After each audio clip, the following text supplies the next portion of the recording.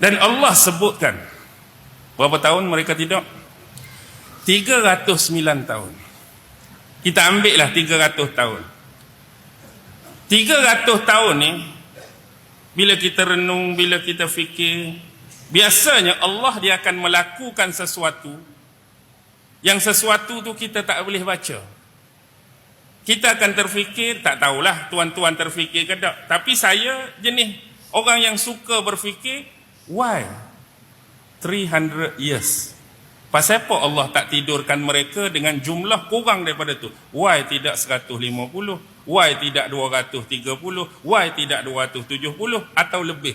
Kenapa tak 600 tahun? Kenapa tak 900 tahun? Kenapa tak 1000 tahun? Why 300 years? Tapi kita tengok satu-satu, walaupun ini sekadar kemungkinan yang saya boleh bawa kepada tuan-tuan untuk sama-sama berfikir. Ada riwayat yang menyebut perselisihan pandangan dan pendapat.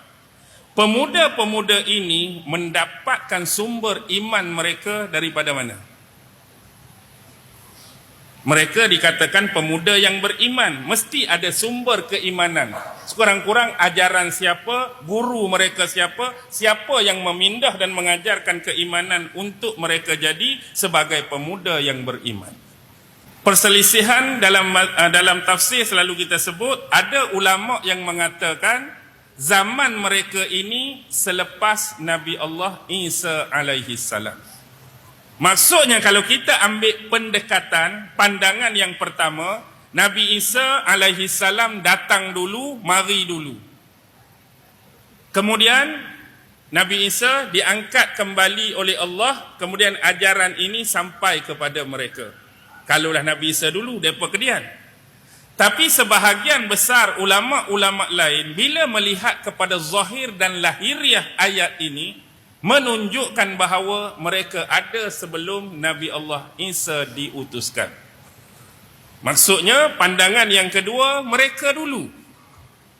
Jadi, berkaitan dengan pandangan yang kedua, mereka dulu, tapi mereka tidak sempat dengan Nabi Isa.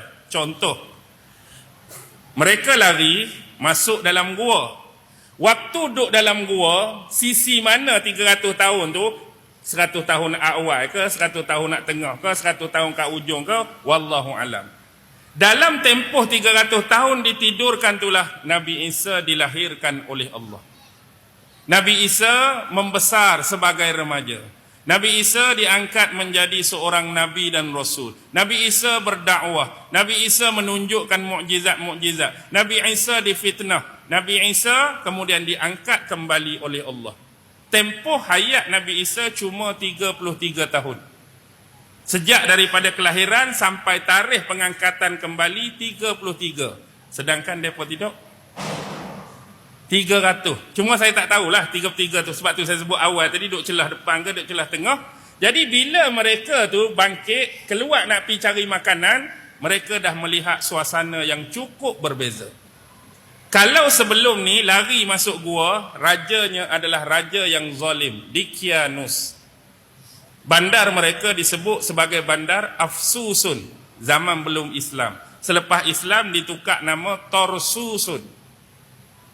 Ada dekat Sungai Ara, kampung tersusun. Torsus. Di mana? Okey, bila keluar, raja tu lagi tak? Bila bangun, raja hak zalim tu lagi tak? Tak dah. Raja yang adil, raja yang baik, masyarakat asyirik tu lagi tak? Tak, masyarakat yang beriman. Maksudnya, mereka dulu tidur, Nabi Isa gedebak tadi naik, mereka keluar tu, Nabi Isa dah diangkat. Jadi tidak sempat. Jadi masyarakat pada waktu itu menerima ajaran Islam daripada Nabi Allah Isa alaihi salam. Baik. Di sini kita akan dapat satu penanda atau satu clue. 300 tahun bukan sekadar nombor. 300 tahun bukan sekadar angka, tetapi dia adalah bentuk kitaran yang menunjukkan naik dan turun, yang menunjukkan jatuh dan bangunnya sesuatu pemerintahan mungkin. Naik dan turun, bangun dan jatuhnya sesuatu agama mungkin. Naik, turun, bangkit, jatuh sesuatu kepercayaan mungkin. Baik. Asal, letak gap nampak, saya nak suruh nampak step ni.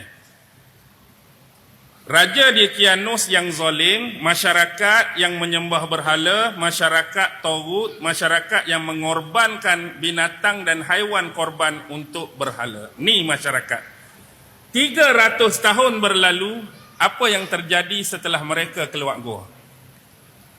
Tidur kan 300 tahun. Berlalu dah 300 tahun tempoh tu. Keluar gua raja yang adil. Keluar gua masyarakat yang beriman. Baik. Asalnya teruk, dah jadi baik. Kita andaikan dan anggarkan kelahiran Nabi Isa sebagaimana yang selalu disebut 1 Masihi sebagai benchmark dan penanda aras kelahiran Nabi Isa. Bila diangkat umur 33, maksudnya Nabi Isa diangkat ketika 33 Masihi. Baik. Elok ajaran Nabi Isa, soleh ajaran Nabi Isa, baik ajaran Nabi Isa, mentauhidkan Allah, mengikuti ajaran-ajaran dan syariat sebagaimana perintah Allah. Hak baik dah ni, hak elok dah ni. Cuba tuan-tuan perhatikan, apa berlaku 300 tahun kemudian? Apa berlaku 300 tahun kemudian?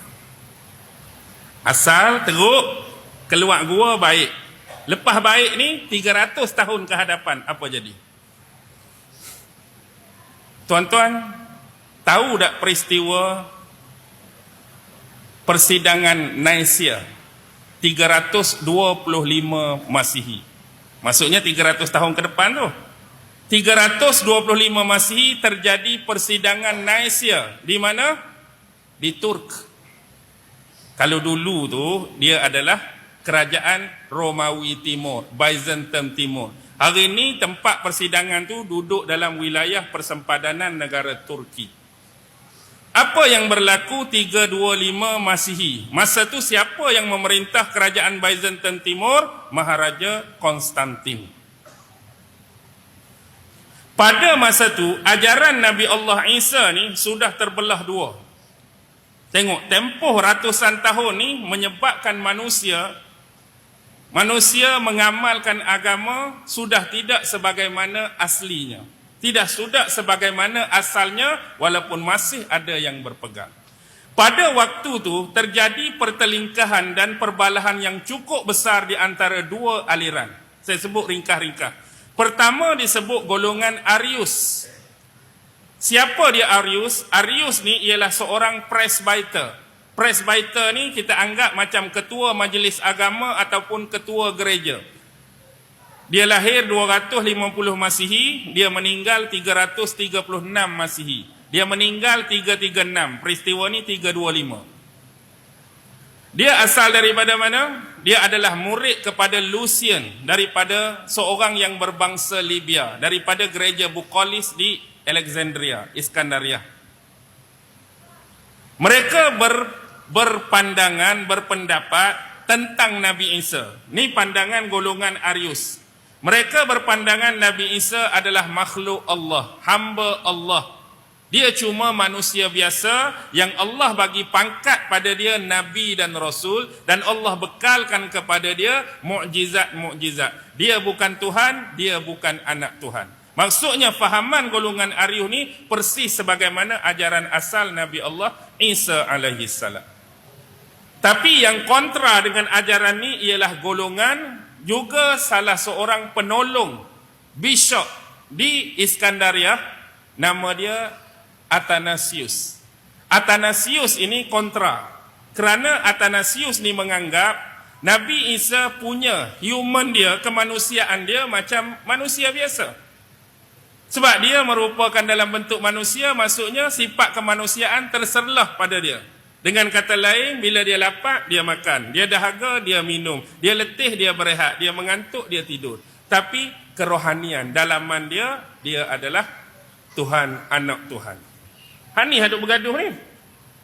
Jadi Maharaja Konstantin yang memerintah pada masa itu tak mahu menjadikan isu ni sebagai pemecah belah, pertelingkahan, perkelahian, sejauh berlaku pertumpahan darah.